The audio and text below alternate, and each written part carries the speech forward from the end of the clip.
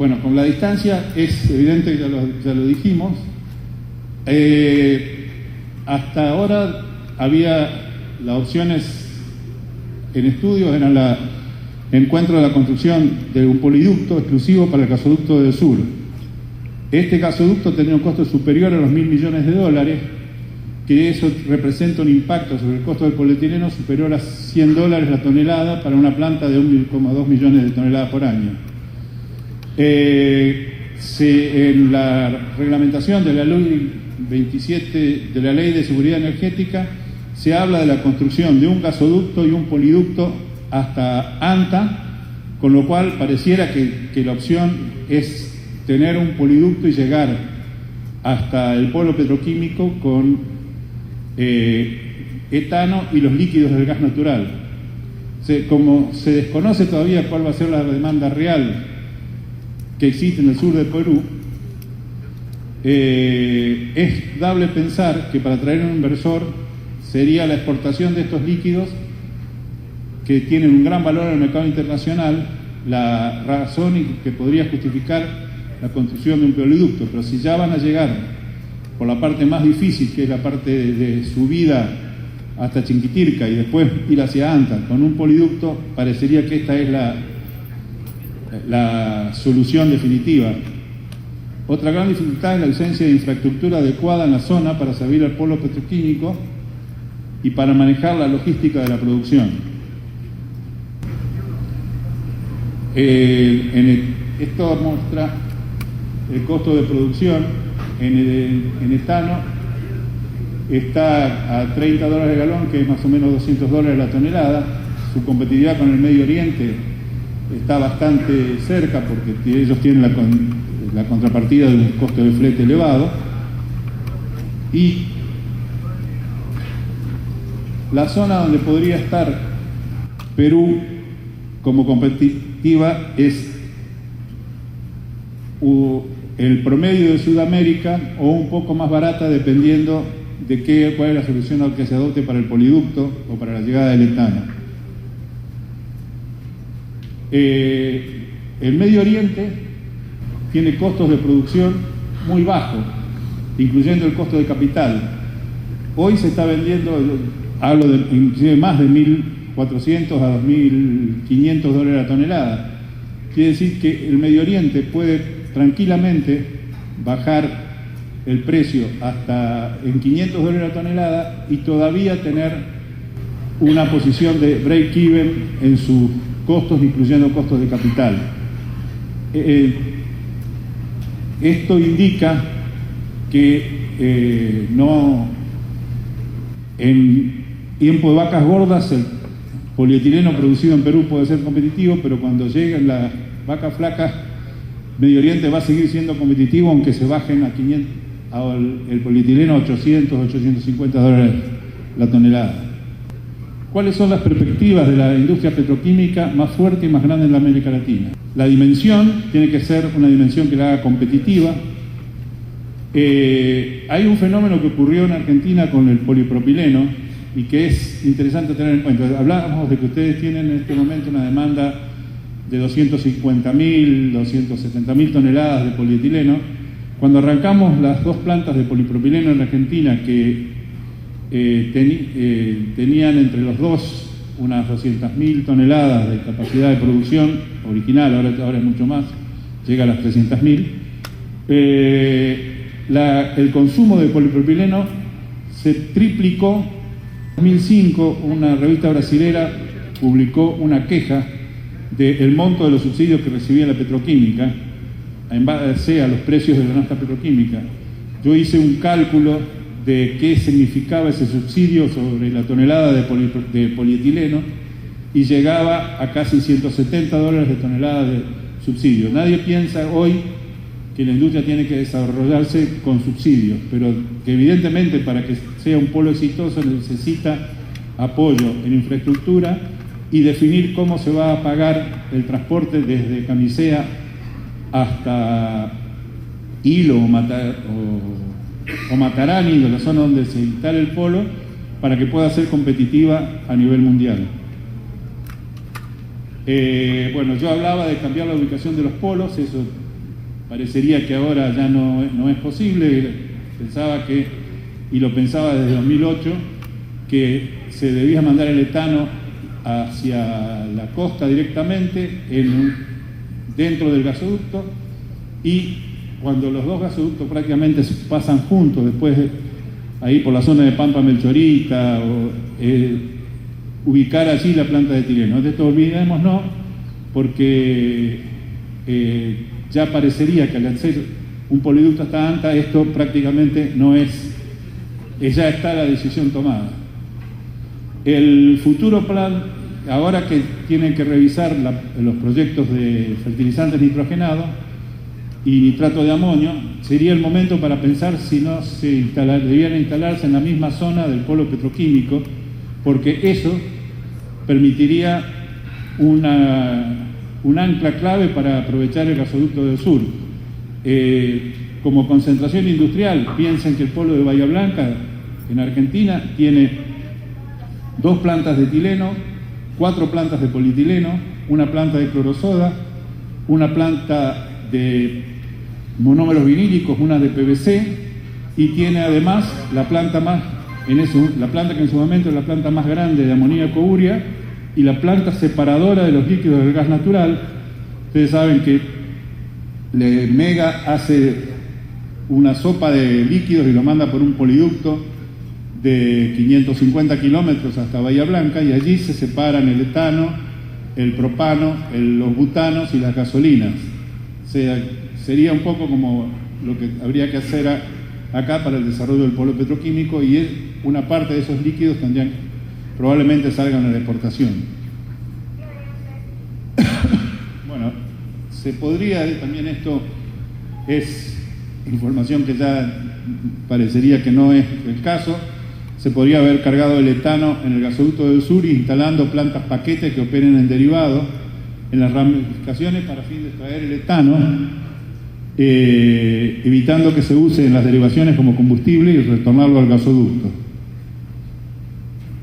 ¿Qué políticas e incentivos a la demanda de la gran industria, incluida la petroquímica, se justifican para crear polos de desarrollo petroquímico e industrial?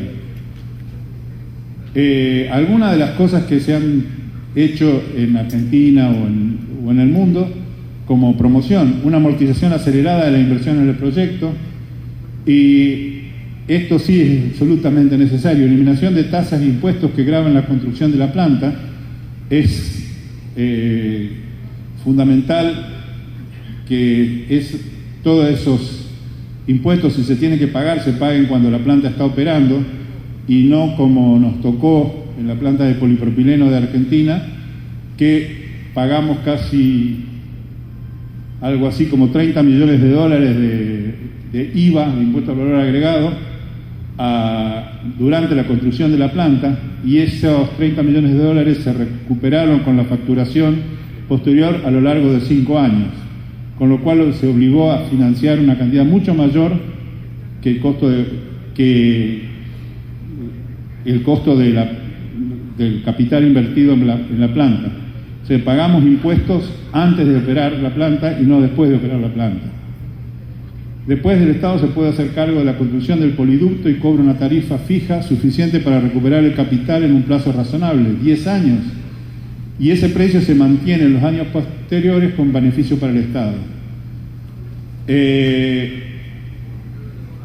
Bueno, otros beneficios, esto es habitual en la Argentina. Sí se hizo la promoción de toda la zona de Cuyo, que era una zona de San Luis, Catamarca, La Rioja, San Juan, es permitirle retener a las empresas por un plazo determinado una parte significativa del impuesto a las ventas.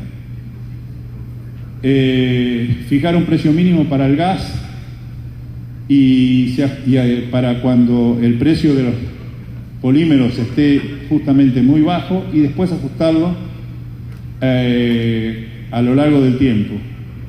También es necesario ver el impacto de las regalías sobre el costo del etano, comparándolo con el beneficio social e impositivo que genera un polo petroquímico operando en forma exitosa.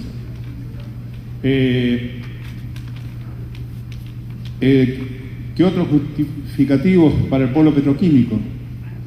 Yo creo que es necesario definir a corto plazo la ubicación definitiva. La ley de promoción de la petroquímica está todavía sin reglamentar y aparentemente ni siquiera hay planes para estudiar la reglamentación. Creo que es necesario un órgano planificador que realice el estudio y definitiva del polo petroquímico, prioridades, productos, regulación e incentivos. Esto es importante, es cómo se apoya la industria transformadora.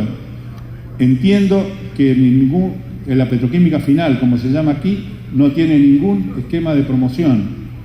Entonces, creo que es necesario identificar los nuevos proyectos industriales, especialmente para promover el desarrollo de la industria transformadora de polietileno con una meta de exportación, que el productor local en ese sentido puede apoyarlo porque va a ser su mejor opción frente a la exportación a China de los excedentes que tenga. Por supuesto que primero va a exportar a Ecuador, a Chile, que tiene un gran déficit, a Colombia tiene su proyecto, pero por un tiempo va a tener también déficits, y en ese sentido el productor puede dar apoyo crediticio y de precios, pero también tiene que tener un precio de materia prima que lo permita sobrevivir.